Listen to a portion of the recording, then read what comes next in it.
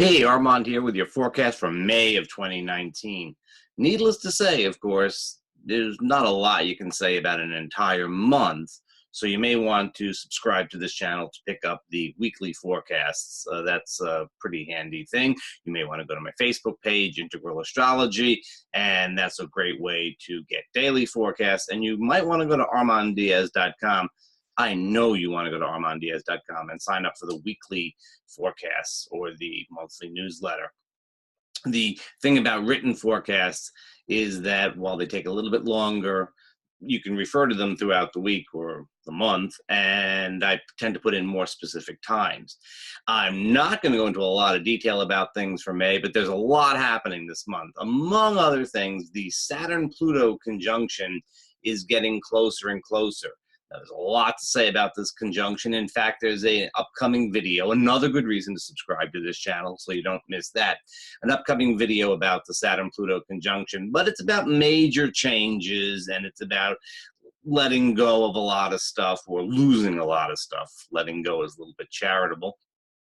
And you're going to want to be, but also about building new stuff. And you're going to want to be aware of this. As we go through this month, what happens is, as Saturn and Pluto get closer together, they're not touching just yet, but the moon and the sun and the other planets, particularly Mercury and Venus, come by and hit Saturn and Pluto in rapid succession over the course of a couple of days, or in the case of the moon, over the course of a couple of hours.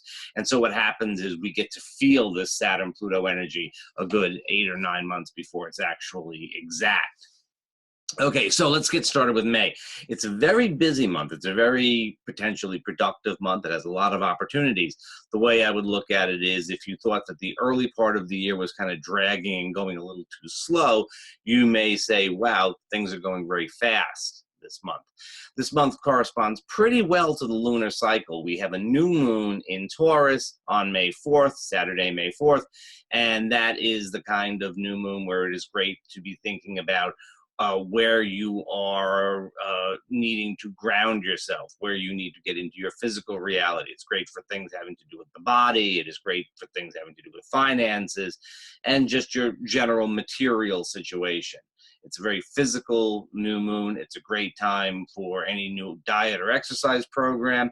It is a very good time for you to just get out and enjoy yourself and say, wow, it's Taurus time, and Taurus is about enjoying yourself. So that's an important theme for this month that just shouldn't, it's great to enjoy yourself all the time, but really make a big effort for that during the course of this month. It's not all about work and productivity and where you're going and stuff like that. It's good to just sometimes chill.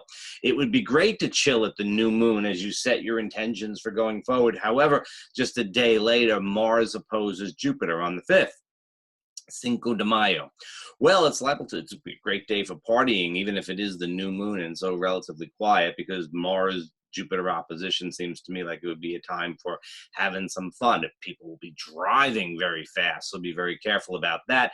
And people will be talking a lot. There's a lot of interactive kind of energy to this. It's a little bit fast considering how early it is in the lunar cycle. And as often happens, as I often need to caution, not a big caution, but be aware that this Mars-Jupiter energy on Sunday, dragging into Monday, leaping into Monday, will be a little bit faster than we're ready to handle, with the lunar cycle being where it is. So what we're liable to experience is this kind of, running out without tying your shoelaces and so falling down. I don't think it's a big worry, but just be aware that there's a little bit more motivation to go forward as the month begins than we really have the energy for, or the cosmos is sort of saying slow down and speed up at the same time. Okay, as we get out to May 8th, we have Mercury meeting with Uranus. Mercury-Uranus meetings always have to do with brilliant ideas, startling insights, and things of that nature, even perhaps some unexpected messages. The thing about these is that you need to catch them and you need to make them practical. And this is happening in the sign of Taurus, where you can, in fact, catch things and make them practical. So that's a really good, helpful thing. So be very aware, 7th and 8th into the 9th, be very aware that these are times when you can really get some great ideas. Listen for what other people have to say as well as what's going on in your own head. It's a great time to express ideas. It's also right around, it's coming up to the first quarter moon. It's a little early for the first quarter moon, but it is the time when we're starting to share ideas that we will start to put into action around the 11th. Now, the period between the 11th and the 18th, the real middle of the month, between the first quarter moon and the full moon, should be a very productive period. A lot happening, a lot of energy. The Sun and Mercury making nice aspects to Saturn and Pluto really indicate this is a time of going forward, putting stuff on the ground, making it real. It's a very constructive period of time, lots of opportunities. Really take advantage of this when you have something that needs to be done. Whether it is some sort of work project that needs to be done. Students who are studying for their college finals and maybe some high school stuff too would get a real advantage out of this period of time. It's also great if you have a creative project, if there's something that you're doing that's just, your thing that you love to do. All of that stuff really gets a great benefit from the 11th to the 18th. Time to launch projects, a time to work on what you have. It's a good period of time. Now, the full moon is on the 18th. It is in the sign of Scorpio. It may not be a good time. So be very aware that the 17th, 18th, 19th, right around there, a time when there's a lot of emotional reactivity. Maybe not you, but people are going to have a lot of emotional reactivity. It's especially true because this full moon, before the moon gets full, it's going to oppose Uranus, right? So we have this sort of, it's not too close, but the moon hits Uranus and then goes full within a day. So this sort of startling, surprising, kind of irritable energy of the moon in Scorpio opposite Uranus and Taurus is setting the tone as soon as the moon gets into the sign. And then when we hit the full moon at the very end of the sign, it's this kind of lunacy kind of feeling. But there's a lot of reactivity around the 17th, 18th, and 19th. Now, here's the thing. Venus is very busy during this period of time as well. And so relationships of all kinds, but particularly personal relationships, are really going to be feeling it in May, and particularly, again, sort of this mid-month kind of period. What happens is that Venus meets Saturn and then goes on, doesn't meet with Saturn, aspects Saturn and Pluto before going on to meet Uranus. And she's going to meet Uranus right around the full moon, right around the 18th. So what do we have here? We have pressure, then struggle, and then release. So that's the pattern for, I would say, the first half of May when it comes to relationships. It may not be pressure in the sense of there being, some terrible issue to deal with.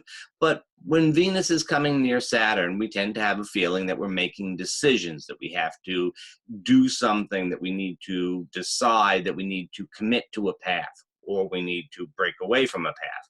That's the Saturnian pressure.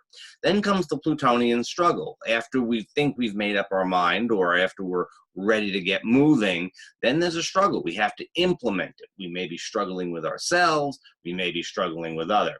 And then finally comes the release. Now, the Uranian release, this is a good thing. We've had the pressure and the struggle of labor, and then the Uranus Venus is a release.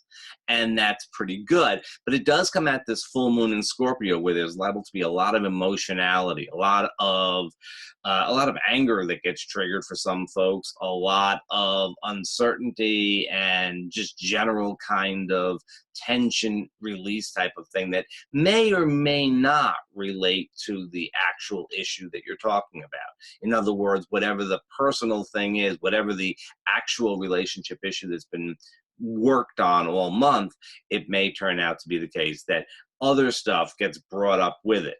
So other hurts that you've had in the past, other struggles that you've had in the past come up.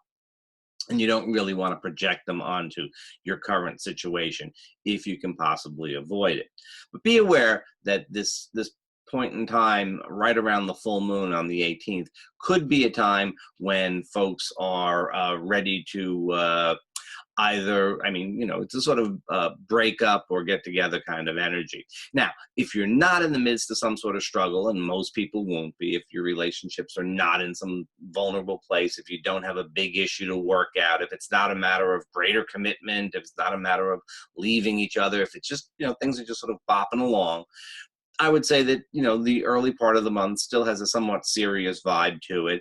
There could be a need for a little bit of space right out there, just middle month. And then when you get to the 17th, 18th, that period of time, that would be a time to, try something new, break out of old patterns. It's a good time to try a new restaurant or something along those lines. Or if you're feeling a little irritable, it's not a major issue, but you're feeling a little irritable, give each other some space. That's a good strategy when we have a Venus-Uranus aspect. If we can't get on the same page and have a really good time and try something new and go on an adventure, then we'll give each other a little bit of space. It's not a bad thing.